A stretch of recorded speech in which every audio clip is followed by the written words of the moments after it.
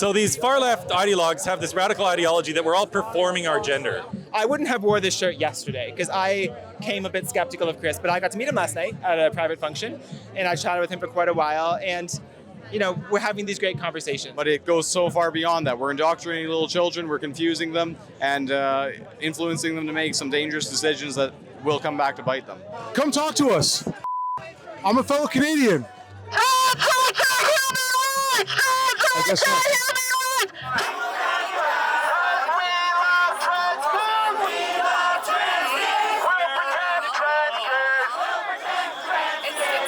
Her punch connected right at the juncture where my face is, and the megaphone's being held.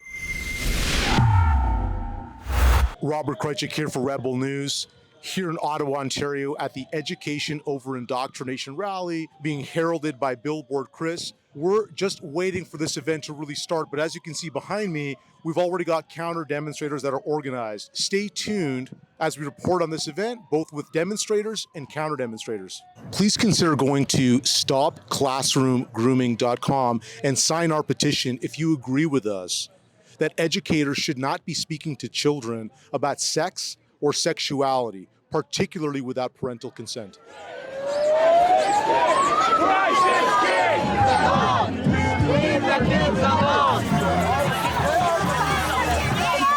Well, I'm a father of 4 children, so this matters a lot to me. And I think the big issues in place is the fact that they are giving puberty blockers to children, like puberty blockers, testosterone, and estrogens. I want to protect children first and foremost. So I have almost 2 decades in early childhood education.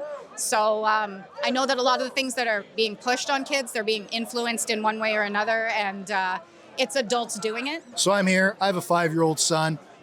I just want him to be a boy. I just want him to grow up, have a normal, innocent childhood. I think school should be about math, English, science, the usual types of things. Actually, we respect everybody. We did not hurt anybody, but we do not support. We will not do anything with them. I cannot get my head around the fact that some teachers and educators think it's okay to tell little children that they may have been born in the wrong body. It's a bit of a complicated subject, but Canadians are finally learning about it. And when parents learn about this, they're absolutely outraged. Because these schools will even change the name and pronouns of their own child at school and not tell the parents. That's a matter of policy. So I'm a mother of 2 girls, and I have a daughter that's in school. I personally don't agree that this topic is okay to be bringing younger children into. I have nothing against the community. It's that this subject is not appropriate for children. I see that we need to be able to have conversations. And there are 2 sides here, and there's not a lot of talking happening between the 2 of them. And that's concerning because we know what happens in history when people can't talk about issues. And I'm transgender, and I don't agree with everything that Chris Elston thinks, but I agree with Chris that the conversations need to happen. What's at stake is kids' well-being. In the long term, we're harming kids because we're making them think that if they don't fit into gender stereotypes for their sex, they might be born wrong. And that's incredibly harmful. I talked to 2 people on the other side. Only 2 people would actually talk with me. And they misunderstand either the point of the argument, deliberately or accidentally. And I believe that the politicians have made it very, very good politics to flame the misunderstandings between the 2. Education isn't something we're getting in the education facilities, and that's sad. I'm not allowed to get an education in Ontario right now, simply because I stood up for female students. Chivalry is punished, and that shouldn't be, but it goes so far beyond that. We're indoctrinating little children, we're confusing them, and influencing them to make some dangerous decisions that will come back to bite them. The boy changed to girl, and girl changed, they changed their body. It's not good. So these far-left ideologues have this radical ideology that we're all performing our gender. We're all born naked, essentially, and we're all performing our gender based on sexist, regressive stereotypes. So teaching a child that they might be born in the wrong body is extraordinarily psychologically abusive. our schools aren't safe anymore here in Canada. And we're seeing things right here in Ottawa where teachers are just going to be randomly referring to kids as they, them pronouns. We're seeing gender ideology and some of these very unscientific and frankly divisive ideologies being taught to our kids. We're here to say today, listen, no more indoctrination. If you want to believe that stuff yourself, that's fine, but keep it out of our schools. We want our kids to be learning reading, writing, and arithmetic. We don't want them to be taught critical race theory. We don't want them to be taught gender ideology. That's why I'm here today, and that's why I have hundreds of other people here as well joining me. How would you describe the overall vibe? You know, you said a moment ago you had difficulty sort of having any sort of conversation, dialogue with counter demonstrators. Any impressions on those on the side of supporting this education over indoctrination rally? There is, first of all, they are wildly unwilling to have a discussion. Understandably so, because this is not the place to have a meaningful discussion, but wildly opposed to it. And then, I'm certain it's because they will get in trouble for saying something that runs counter to, I will call it a cult because I genuinely believe it's one.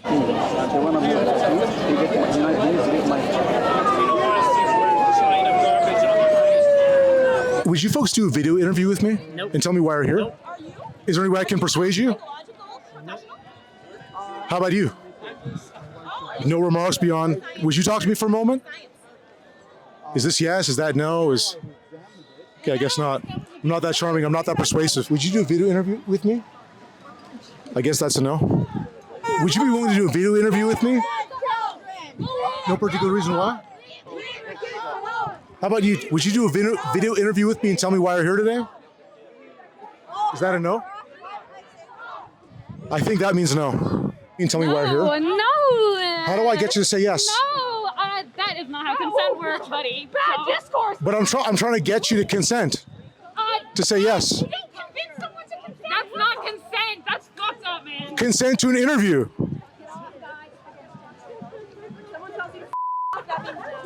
How do I get you to yes? Cool, thank you. What's up? What's your name? Finn. Finn, my name is Robert. Nice to meet you. Wow, Finn has been gracious enough to talk to us. Finn, let's move to the side so we're not in the way. let me thank you again because it's difficult for me to get people to talk to me.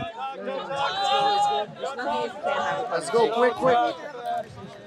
Yeah, I know, but Shit. Ignore, don't. Anyway, Finn, why are you here today? Tell me about your motivations. Just move up. Because I feel like Get that away from me. There's an actual conversation that needs to be had. Like, if people are just yelling at each other, nothing's gonna happen.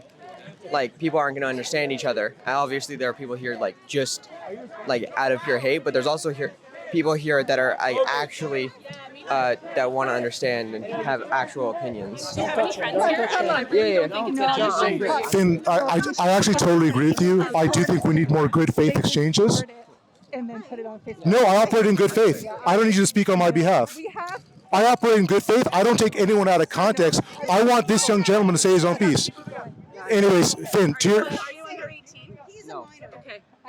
Finn, to your point, as far as your motivations for being here, how do you see the issues at play? What's the thing? Can you stop pushing on me? Stop pushing me. Cool. Sorry, what was the question? Your rationale for being here. What are the issues at play? Why does it matter? And maybe you can indulge us with your perspectives as to how you view the major issues as you see them. Because I feel like people are getting too extreme with it. People aren't actually talking about it. Like, stuff like in the schools and stuff. I heard someone bring up a point earlier that stuff was being like in elementary school, which it shouldn't be. It should be part of an actual curriculum. That way it can be regulated and stuff. And that way, like, one side will understand that it's being taught in a kind, like, good, rational way. Really? And the other side is like happy that it's being taught. Really? Would you folks do a video interview with me? Not a chance. Hey, would you folks do a video interview with me? No. Any way I can persuade you? No. How do I get you to yes? No. You don't believe in the free exchange of ideas? Will you do a video interview with me? Maybe elaborate on your message of pride, not prejudice? Would you guys do a video interview with me? All right, I guess not. Guys, come on. Hey, would you do an interview? Come close to me. Do you want to do an interview with Rebel News? Come talk to us. I'm a fellow Canadian. I guess not.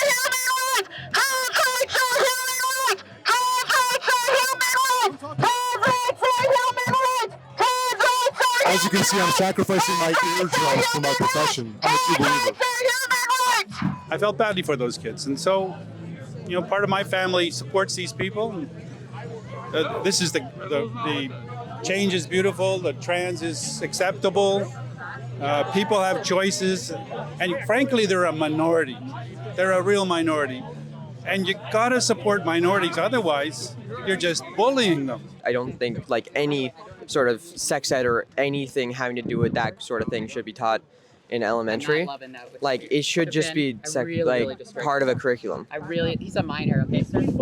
Now, when you say it shouldn't be taught, what is it specifically? Can you give me the details as to how it is that you see this curriculum as it is? Okay, I'm saying like trans education should be part of a curriculum instead of being taught by opinions, because when it's taught by opinions, you get false information and stuff like that. It should all be a part of a curriculum. 20 years ago, teachers were more restricted, students were more restricted. They couldn't have rallies like this back in 20 years ago. And this is great. The community supports their gay rights kids. They're trans, gay, what else? There are a few others in there. Trans kids. But I feel like if there's an actual conversation to be had, it can be organized and like both sides can express actual opinions instead of just hate being met with reaction, which is mostly what I feel is happening. So there was an arrest made by police. One of the Rainbow Crew, Antifa-esque type, had a rainbow balaclava on him. I guess we can describe him fairly as a counter-demonstrator in opposition to the Education Over Indoctrination rally. If you look over my right shoulder, you'll see police over him right now. Well, we were coming down here, they're pushing us, and then all of a sudden, a guy come up from behind me, came around and sucker punched me in the face, and then ran. The inappropriate reading materials in elementary school, it has gone completely against what I learned from school. There seems to be a big division between this group and the group over there. There seems to be a hate between two groups. But the question is, why is there hate and how much of it is manufactured? Little kids will, they're very susceptible to suggestion. They will internalize that idea. Some of them, particularly if they're autistic, they'll act on it. And in some cases, they'll undergo medical treatments that are, quite frankly, quite harmful. Our children are being harmed. And you come between a mama or a papa bear and their child, and we're going to act. So this is uniting the Muslim faith, it's uniting the Christians, it's uniting people from all political stripes. Pride Month is being celebrated for the whole month of June, and I feel personally it's taking away from our children learning. It seems to be dividing a lot of groups of people, and it's confusing for our children. I wouldn't have wore this shirt yesterday because I came a bit skeptical of Chris, but I got to meet him last night at a private function, and I chatted with him for quite a while, and we're having these great conversations. That's what he's about, and I can get behind that because talking with people that we maybe don't fully agree with is called relationships. But given the fact that you're a teacher, I'm curious if you think that so-called gender ideology is encroaching beyond the scope of what a teacher should be instructing children upon, or if it's somehow violative of parameters or boundaries that belong to the parents, to the family. And secondarily, one of the themes that I'm coming across here from those in support of this demonstration is that they're opposed to what they describe as a sort of secretive instruction or indoctrination of children in which parents are not made privy to what their kids are being told.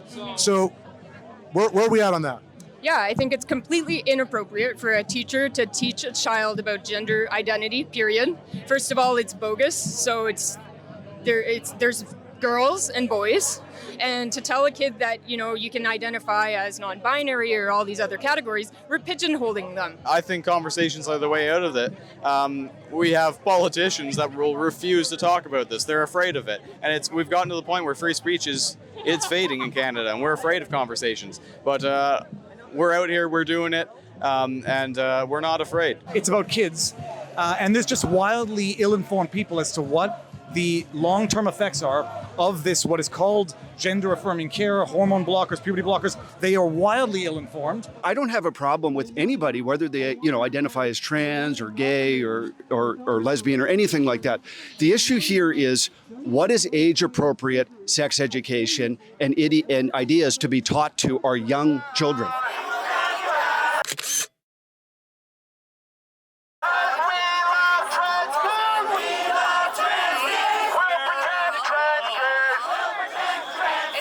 I put my body between these two women, the one person from the anti-transgender rally, grabbing the other woman by the hair and pulling her down. I put myself between them and I stood up. I'm 6'1", and that popped them apart.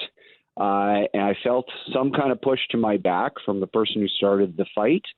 And then I did have a megaphone against my face because I did most of the time. I was trying to ask people to stay away from our contingent, that just leave us alone. Her punch connected right at the juncture where my face is, and the megaphone's being held. I looked like a boy when I was growing up. I definitely hung out with more boys. I feel like I would have been confused growing up right now. I feel like I would have been pushed in a way, and then my parents wouldn't have known about it. Over there on the other side, I feel like these people think that we hate them. We don't hate them. It's not about that. It's simply about not forcing any political ideologies onto children. That's not what schools are for. We have to stop assuming that parents are these horrible people, horrible abusive people. Most families are going to have problems, especially with teenagers, right? Once you start separating them, what good is going to come from that? The people that care most about children, believe it or not, whatever you think, are the parents. They're always going to be the families. We don't hate anybody. We certainly don't hate kids, for God's sake. We're here to protect kids because the adults in the room, which frankly are not down the street, they need to take a stand. We need more Canadians to speak up, recognize that we have a problem in this country. This side says we're against gender ideology. The other side says protect trans kids. And they're not speaking the same language at that point. And that makes it really hard to discourse, right? Like even the word gender ideology, if you're on this side, you call it that. If you're on that side, you call it gender identity. They're talking about the same thing, but they use different words because they frame it differently. And so we're waking up parents. Once they learn about this, they never unlearn it. They talk to their friends. And so this is going to continue to grow and grow. The snowball that started rolling has turned into an avalanche. Why can't kids just develop normally? They don't need to be labeled. They can be themselves. Boys should be able to wear what they want, paint their nails if they want. They can wear dresses. I don't care. They should be able to get to adulthood intact, and they should be able to get to adulthood with a clear mind, with truth first. There's no wild misrepresentations as to what's actually going on here compared to what the media is portraying. It is exactly what it looks like. You have two camps, firmly entrenched, and an unwillingness or an absence of any meaningful dialogue that are being stoked by politicians to basically believe it's all or nothing, life or death, suicide or transgenderism. Anything that has graphic sexuality, anything that teaches them and puts ideas into their mind that they can randomly change genders, that there is such a thing as hundreds of genders, this is inappropriate for young children to be taught in our schools. It is divisive. If you as a parent want to teach your kids that at home, I suppose you can do that, but this should not be taught in our public school systems paid for by tax dollars that are supposed to be, inclusive and appropriate for everybody. Transgenderism, gender dysphoria has existed forever. It's true. But that doesn't mean that someone who says, I identify as something else now, I'm going to transition into it. Because if you became it, you wouldn't need to transition. If you became it, you wouldn't need to identify it, you would just be it. So yeah, it's language games that deny the existence of women. And I've been saying it, it's not very popular, but this movement is the most fundamentally misogynistic and homophobic movement out there because it tells a little gay boy, you're probably just a woman.